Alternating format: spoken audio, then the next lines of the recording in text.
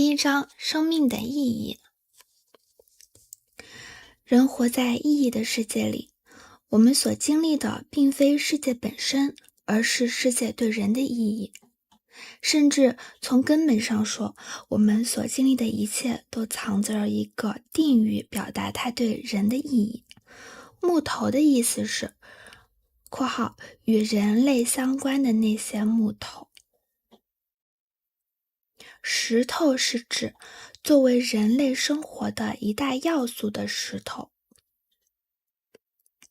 一个人假如想跳过意义，只考虑世界本身，就会非常不幸。他会把自己孤立出去，他的任何行为都不再有意义，无论于人还是于己。也就是说，他不再拥有意义，而没人能逃避意义。我们只有将意义赋予现实，才能感受现实。我们并不感受现实本身，而是感受、理解、解读出来的意义。所以我们自然可以说，意义都是不怎么完备、不怎么完整的，甚至所有的意义都不完满。意义的世界就是谬误的世界。如果我们问别人生命的意义是什么，对方很可能无法回答，因为一般人不会专门去考虑这个问题，不知道怎么回答。这个问题就像人类的历史一样古老，而当代的年轻人的确也会脱口大问：活着的目的是什么？生命的意义何在？但我们可以说，只有经历过大风大浪的人才会这样发问。假如一直都一帆风顺，没有遭遇过严峻的考验，人们不会把这个问题提升到语言层面。但是所有的人都必然在行动发问，比自问自答。如果我们不听其言，只观其行，就能明白，每个人对于生命的意义都有自己的诠释。他的手势、姿势、动作、语言、礼仪、理想、习惯和性格特点等一切，都和他那份解读共振。他表现的好像是可以依靠对生命的这种解读。他表现的好像是可以依靠对生命的这种解读。他所有的行为都无声地表达他对自己和这个世界的看法，就像在说，我是这样的，世界是那样的。这就是他赋予自己的意义和他赋予生命的意义。有多少人，生命的意义就有多少种解读方式。而我们上面说过，也许每种意义都多多少少包含一些错误，没有人能掌握生命的绝对意义。但我们也说过，没有任何解读是完全错误的。所有的意义解读都是在两个端点之间的量变，但是在各种回答中，我们可以判断哪些比较差，哪些比较好，哪些错误较大，哪些较小。我们还能找出好解读的共同之处是什么，不太好的解读缺少什么。这样我们就能总结出科学的生命的意义，可以被大家用来衡量真正的意义，让我们能够应对与人有关的一切现实。我们要再次记住，真正的意义指的是对人而言的真正意义，针对的是人类的目标和目的。真正的意义不存在于这个范围之外，即使有，也跟我们无关。我们无法知道它是什么，知道了也没用。每个人都有三大纽带，他必须考虑这三大联系，它们构成了他的现实。他面临的所有问题都直接源于这三条纽带，他们一直纠缠不休，所以他必须不断地回答这三个问题，而他答案会告诉我们生命的意义对他来说是个什么概念。第一条纽带是，我们生活在地球这个小星球的表层，而非其他地方。我们必须在生存环境设定的限制下发展各种可能性。为了在地球上延续自己的生命，确保人类未来的存续，我们必须发展自己的身体和心灵。这个问题需要回答，向每个人都提出挑战，没有人可以避免。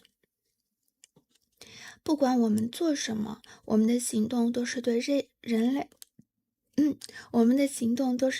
类生存状况的回答，揭示我们认为何为必须、应当、可能和可取的。每种回答都必然有个前提，就是这个事实：我们都是人类，而人类是居住在地球上的存在。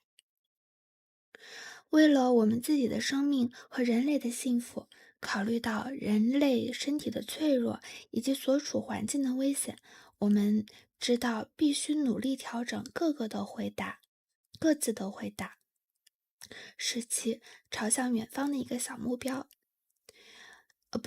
使其朝向远方的一个目标。这就像面对一道数学题一样，我们必须去努力求解，不能碰运气或者瞎猜，且必须持续努力，用尽一切可用的方法。我们不会一下子找到绝对完美的答案，但我们必须全力寻找接近答案的答案。我们还要不断努力寻找更好的答案。我们被束缚在地球这个小星球的表面，这个位置给我们设置了所有的有利与不利，而所有的答案都必须直接受限于这件事。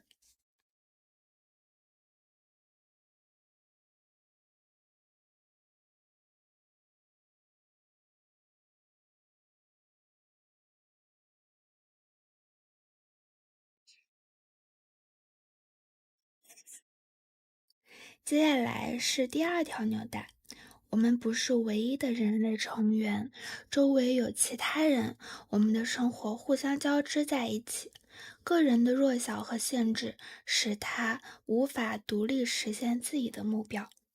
一个人假如独自生活，仅凭一己之力去解决自己的问题，他就会灭亡。他会无法延续自己的生命，更别说人类的生命了。人体和他人一直是相连的，因为单独的个体是弱小的，有自己的缺陷和限制。一个人为了自己和他人的幸福，更重要的一步就是建立连接。所以，回答生活中的任何问题，都必须考虑到这条纽带，都必须考虑这个事实：我们存在于连接之中，一旦断裂，我们就会死亡。为了存在下去，我们真的需要从情感上与这个最大的问题、意义和目标相协调。在这个和其他所有人共住的星球上，延续我们自己的生命和人类的生命。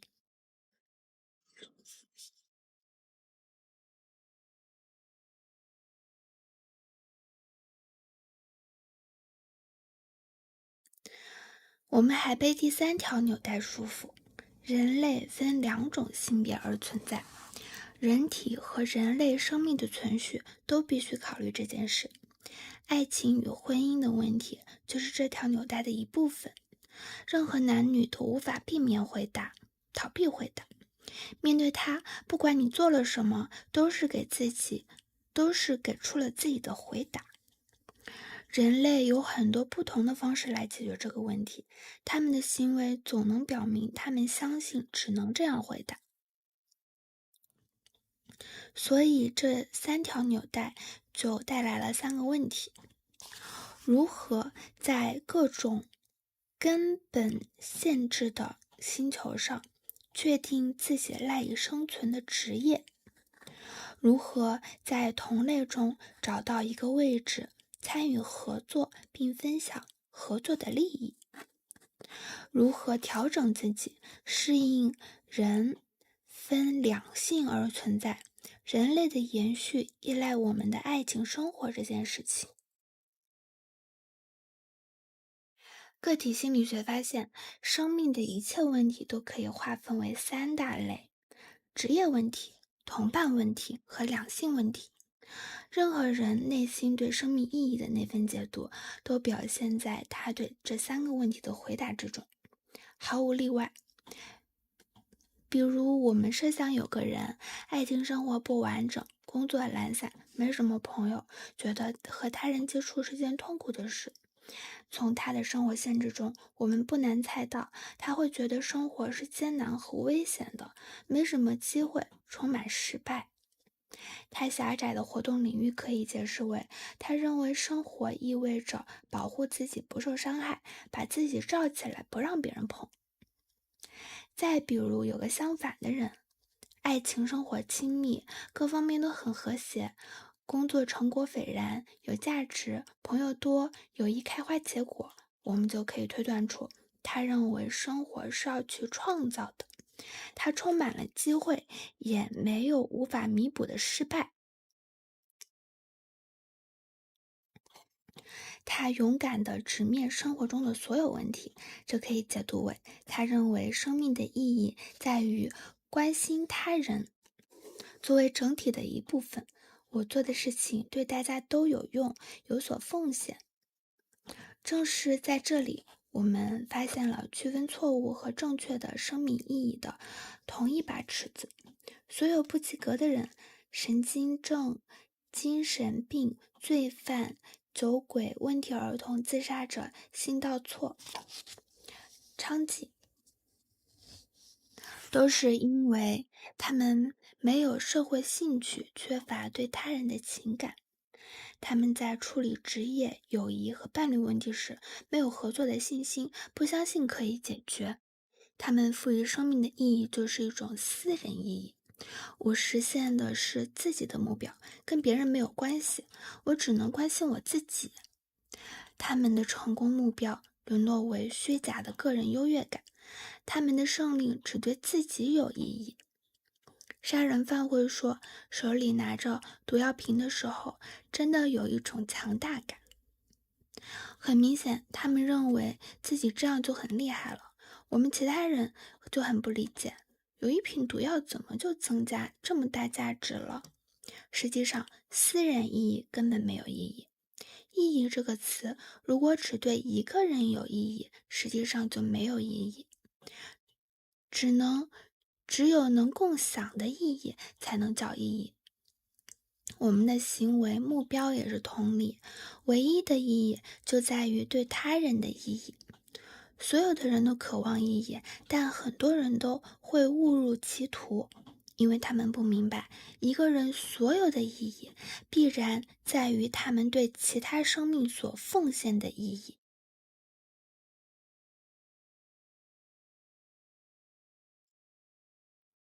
有个小故事说，有一天，一个小宗派领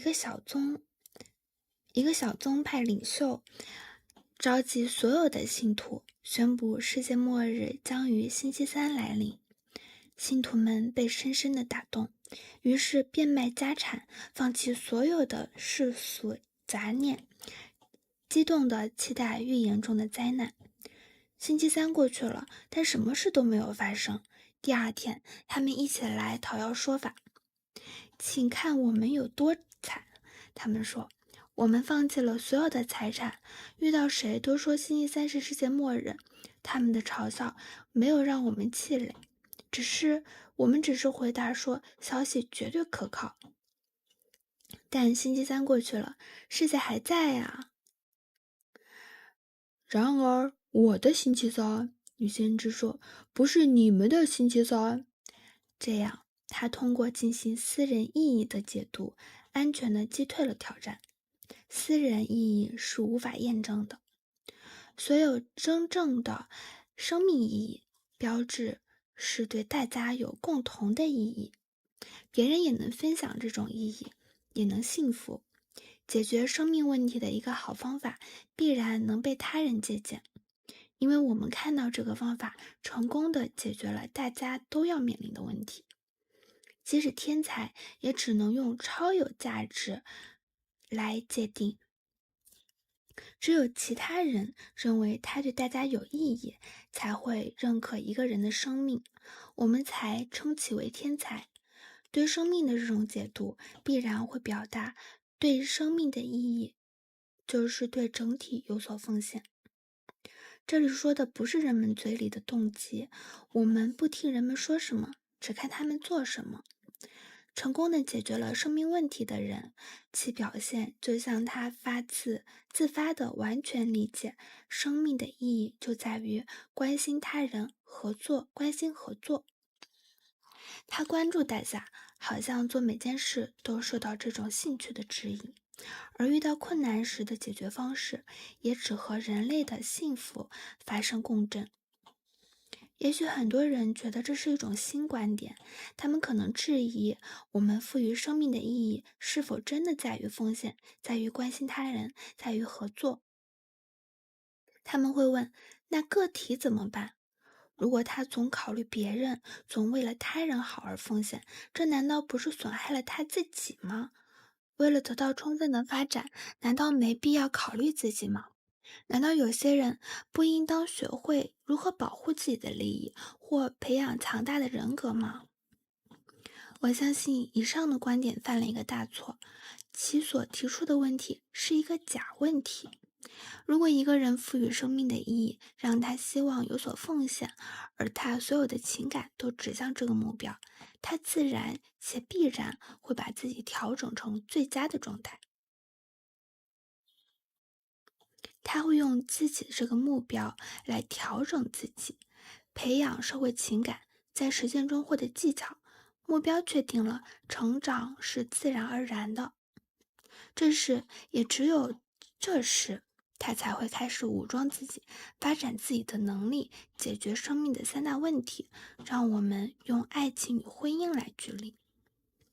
如果我们关心伴侣，努力使其获得快乐幸福，我们当然就能发挥出自己最好的自己。而我们如果觉得必须抛开现实去加强自己的人格，不必做什么，我们就会变得专横，让人讨厌。另一点也可以让我们总结出真正的生命意义，在于对别人有用。环顾周围，我们从祖先那里继承的遗产，我们看到了什么？一切留存下来的，都是他们为人类生活做出的奉献。我们看到耕种过的土地，看到公路和建筑，我们在人类的生活方式、哲学、艺术、自然科学和社会科学中，看到他们生命合作的过程和结果。这些都是对人类福祉有奉献的人留下的。其他人怎么样了呢？那些从不合作，对生命的意义另有解读，只问我活着能得到什么的人，他们怎么样了呢？他们没有留下一丝痕迹，他们不过是死亡了，活着时也没有用。仿佛我们的地球都在对他们说，我们不需要你，你不适合拥有生命。因为你全身心只认为你的价值有价值，所以你的目标和努力都没有未来。请你离开，我们不需要你，死亡并消失吧。对于那些认为生命的意义不是合作，而是另有解读的人，终审判词必然是：你没有价值，没人欢迎你，离开吧。在我们的当代社会中，发现很多不完美，发现它的缺点，我们就去改变它，但改变必须是指为人类造福的目标。一直有人理解这个事实，知道生命的意义在于对整体人类感兴趣，并努力促进社会兴趣和社会情感。我们发现所有的宗教都关心对人的救赎。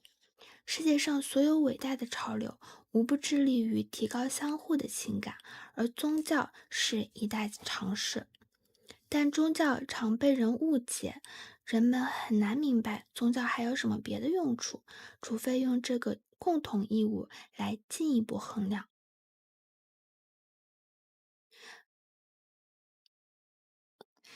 人体心理学用科学的方法得出了相同的结论，并提出了科学的办法。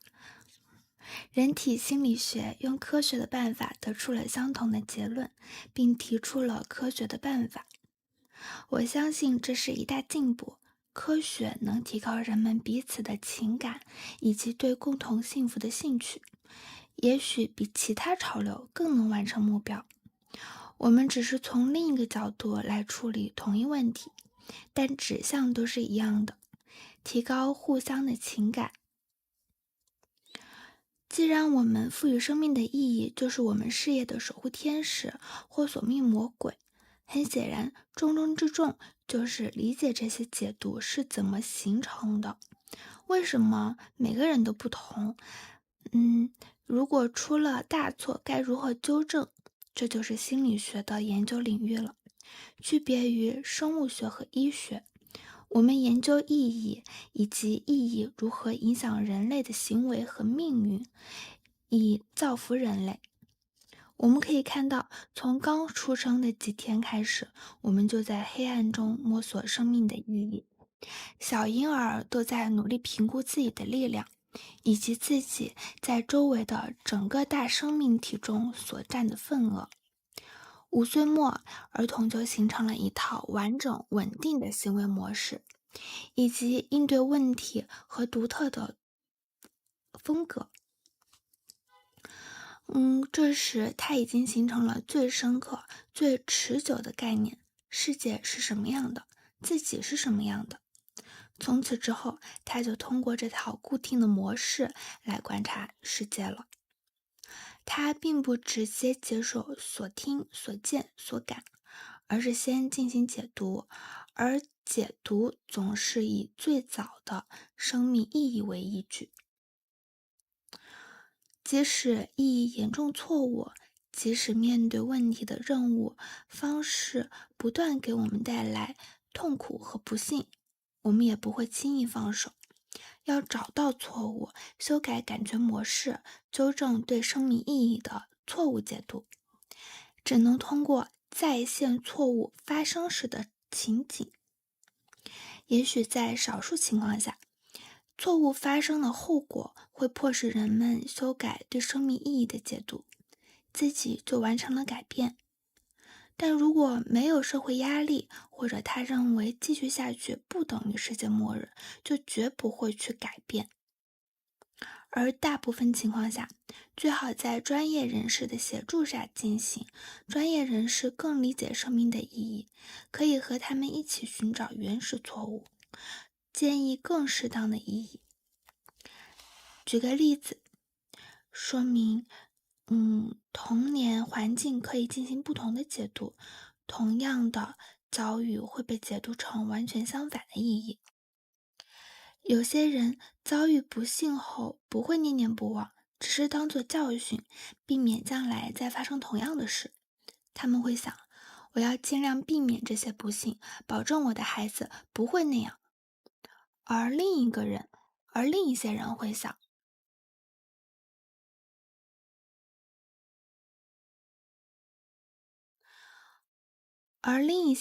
想，生活是不公平的，别人总过得很好，既然世界如此待我，我为何善待他？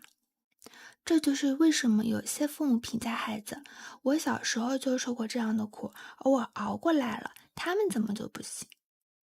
还有第三种人会想，因为我小时候不幸福，所以我做任何错事都要被原谅。解读方式会表现在各自的行为中，除非改变解读，否则行为绝不会改变。这就是个体心理学突破命运论的方法的地方。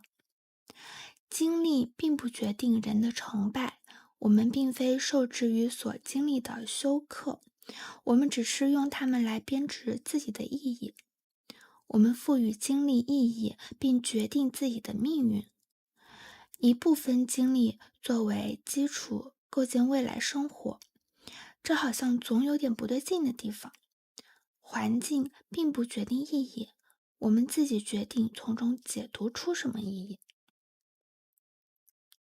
但有几种情况特别容易让儿童做出错误的解读。绝大部分不适应生活的人都来自这几种儿童。首先，我们必须讨论身体有缺陷的儿童。他们一出生体质就很差或患有疾病，这些儿童压力很大，被难以认为生命的意义在于给予。他们只在意自己，如果没有亲人引导，使其关心他人，他们很可能只在乎自己的感受。稍大一些后，他们会和周围的人相比较，并开始感到悲哀。在当代文明中，他们甚至会因为他人的疏远、嘲笑，甚至同情而感到自卑。所有的情况都使他们进行自我攻击，觉得自己被世界羞辱，失去希望，觉得对大家没用。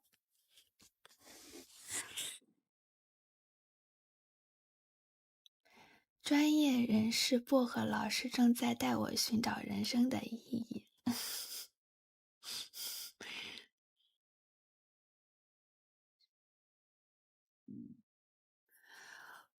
我觉得自己是第一个研究有器官缺陷、内分泌异常儿童所处困境的人。这支学科已经取得了长足进步，但发展方向非我所愿。我从开始就一直致力于寻找解决问题的方法，而不是提供一种解释，把失败的责任扔给遗传或身体条件。身体缺陷并不必然导致错误的生活风格。我们找不到两个儿童腺体对他们产生了完全相同的影响，却常看到克服障碍的儿童通过克服障碍发展出了异常的才能可用。所以，个体心理学绝不是鼓吹优生选择论的好工具。无数杰出的人，为我们的社会做出最大贡献的人，从小身体都有残疾，很多人还备受病魔摧残，英年早逝。但正是这些与身体缺陷和障碍做抗争的人，奉献了新的价值，促进了人类的进步。抗争锻炼了他们，使他们走得更远。从身体上无法判断心智好坏的发展，但大部分有生理残疾或激素缺陷的儿童没有得到正确的引导，他们的困境不被人理解，他们大多变得只关心自己。正因如此，我们发现大量不适应生活的人都是生理负担太重的儿童。第二种导致曲解生命意义的情况，就是对儿童的宠溺。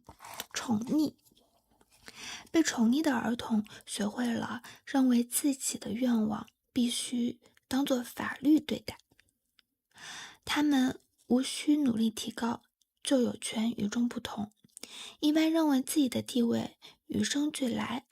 所以，当他进入新环境，不再是众人关注的焦点，大家不再认为必须要先照顾他的感受，他就会很失望，觉得世界辜负了自己。他只学会了索要，不懂得给予，从没学会如何应对问题。人们一直都顺着他，所以他无法独自存在，不知道自己能为自己做什么。他只关心自己，没学会合作的必要和益处。一遇到困难，他们唯一的应对模式就是依靠别人。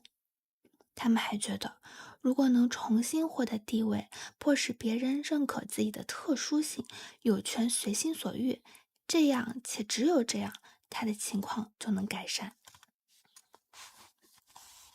被宠溺的儿童长大后，也许是我们社会中最危险的一类人。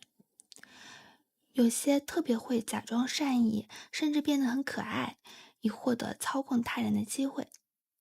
但一旦要他们像普通人一样在正常活动中合作，他们就会消极罢工，有的还会公开对抗。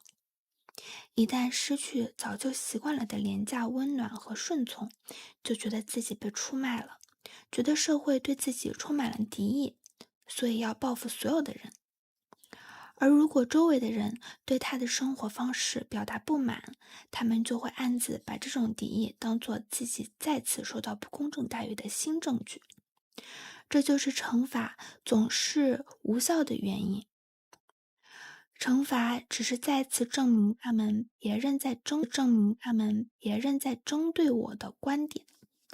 但无论曾经被宠溺的儿童是消极罢工还是公开对抗，无论是示弱小以操控，还是恃强力以报复，实际上犯的都是同一个错误。其实我们还能发现，在不同的时间，两种方式会交替出现，但其目的始终如一。他们感觉生命的意义就是要做老大，人们要认为我是最重要的，我想要什么就有什么。只要他们继续这样解读生命的意义，采取什么方式都是错的。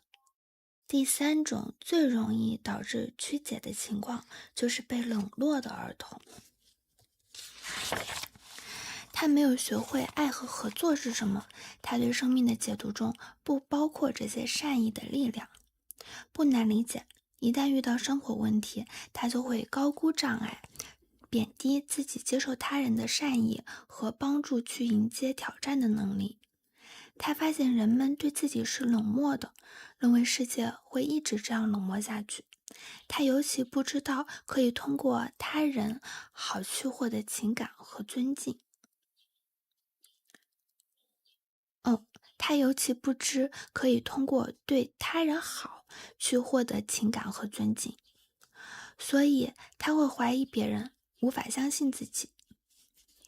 的确，没有任何经历可以代替全然无私的被爱的感觉。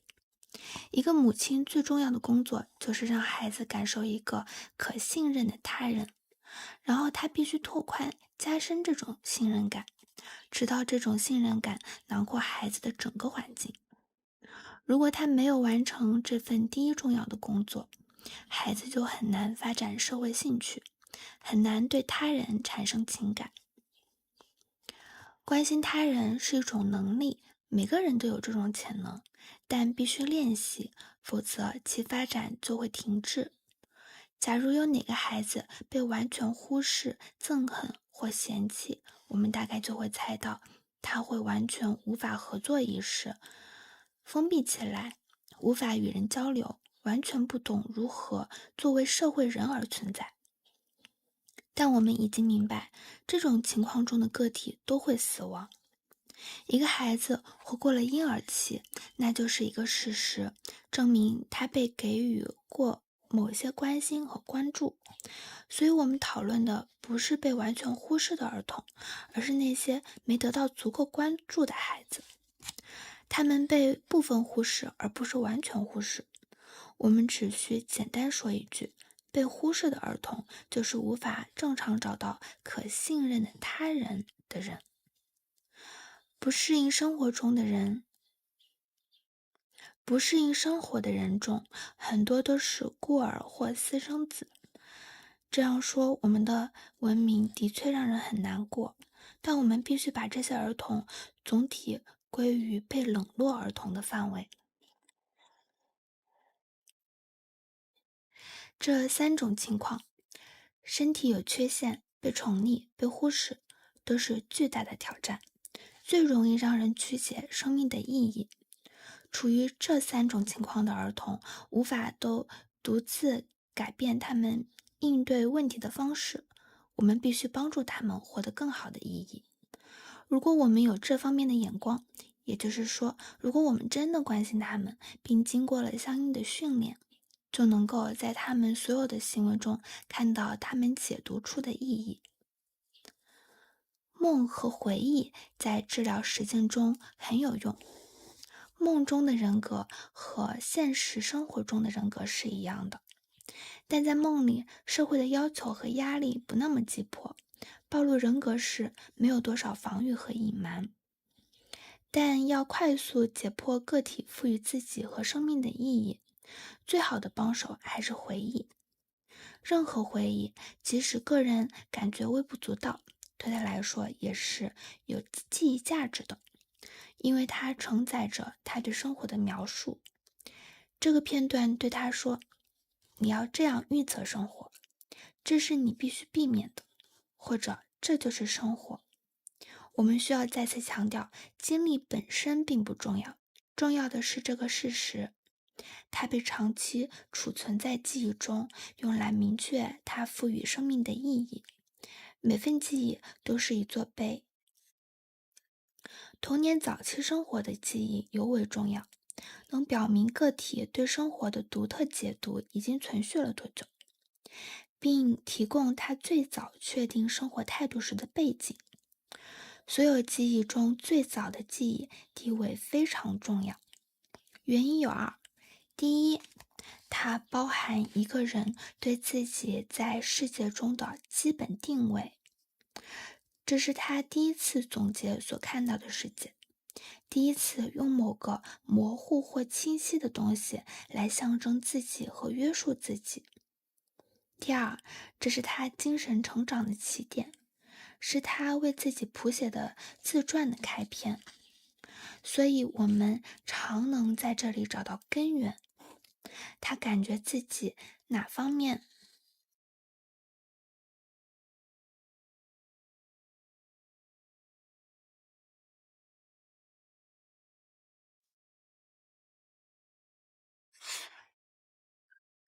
有不足和缺陷，他认为理想中的有力量、安全的自己是什么样的，以及两者之间的落差。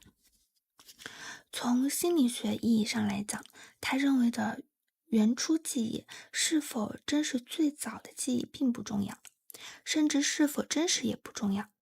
它们重要，只是因为它们被当做了什么，以及它们的解读对现在和未来的生活产生了或会发生何种影响。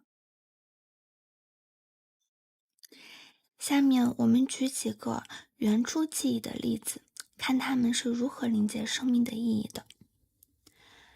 咖啡壶从桌子上掉下来，烫掉了我一块头皮，这就是她的生活。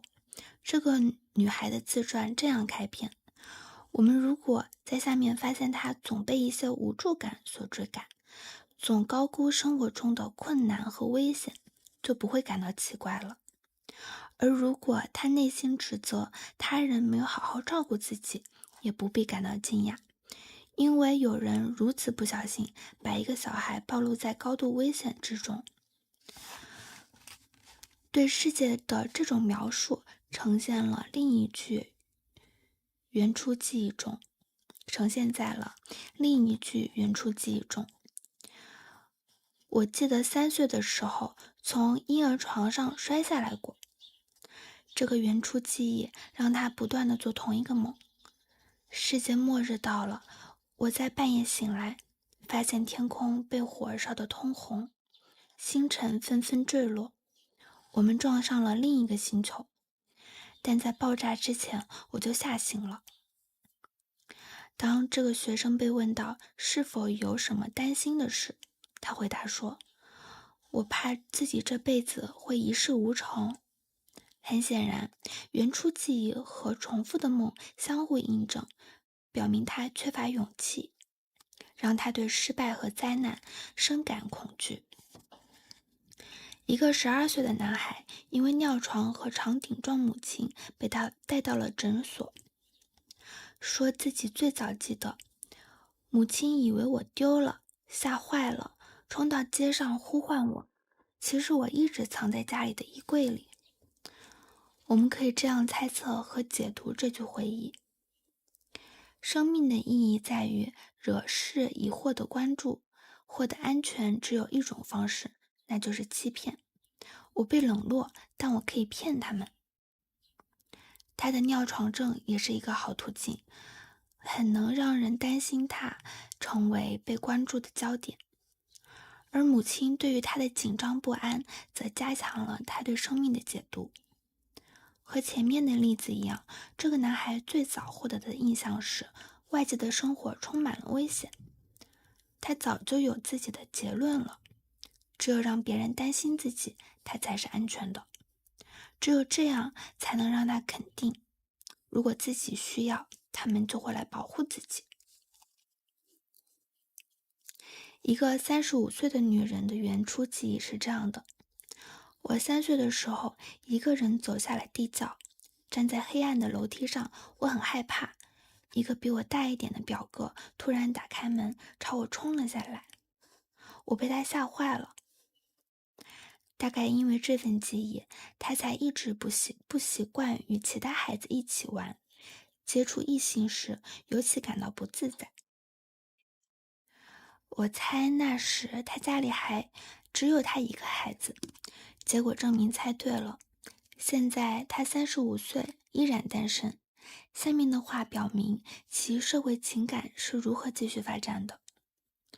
我记得妈妈让我摇婴儿床里的小妹妹，而在这里我们还能看到迹象，只有和弱小者在一起时，他才能感到自在。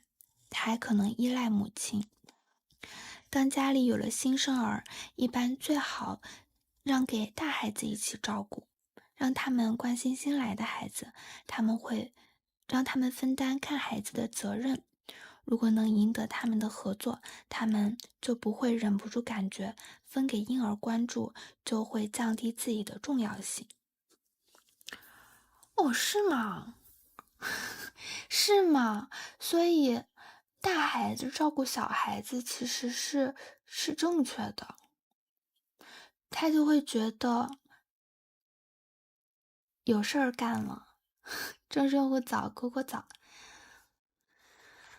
哦，我才知道耶。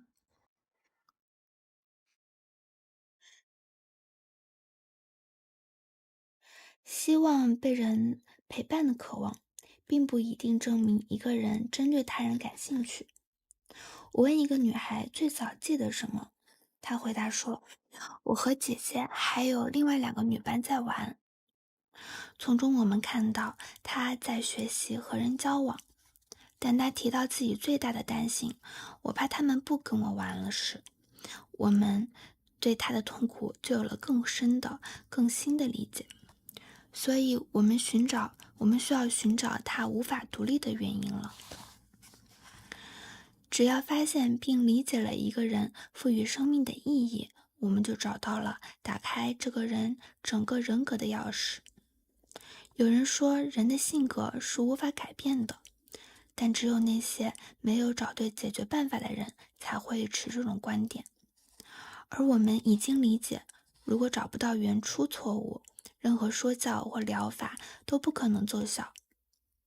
治疗方法也只有一个，就是培养他们学会合作，更勇敢地面对生活。合作还是遏制神经症进一步恶化的唯一保障。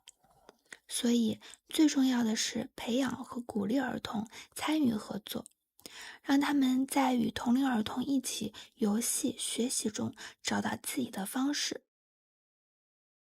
任何阻碍合作的因素都会导致其严重的后果，比如被宠溺的儿童只学会了关注自己，在学校对大家也不感兴趣，他们觉得能讨老师喜欢才对学习感兴趣，他们对自己有利才会听话。而当他渐进成年，社会情感缺乏的灾难性后果会越来越明显。自从出现原始错误，他就停止了培养责任感和独立能力，所以现在感到痛苦，面对任何生活问题都束手无策。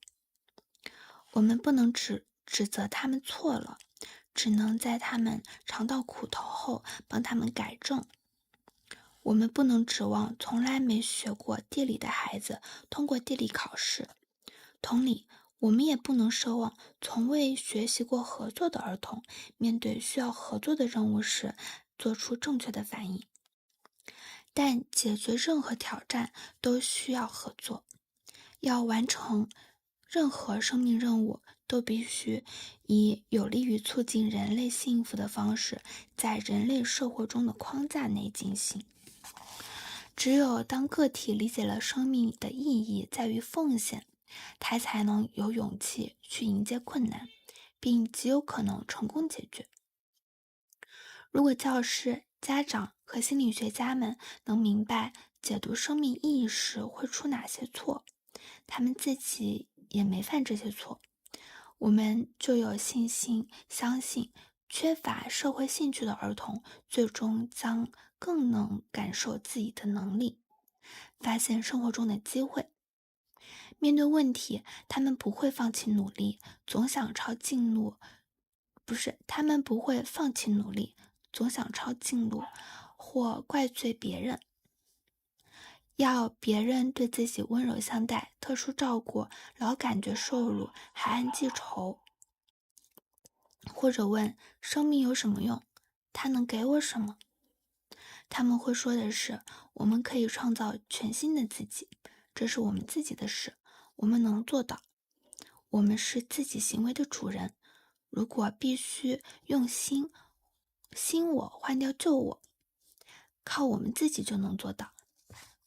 如果人类能这样面对生活，独立的个体在协同合作，我们就能看到没有任何东西能够限制人类的进步。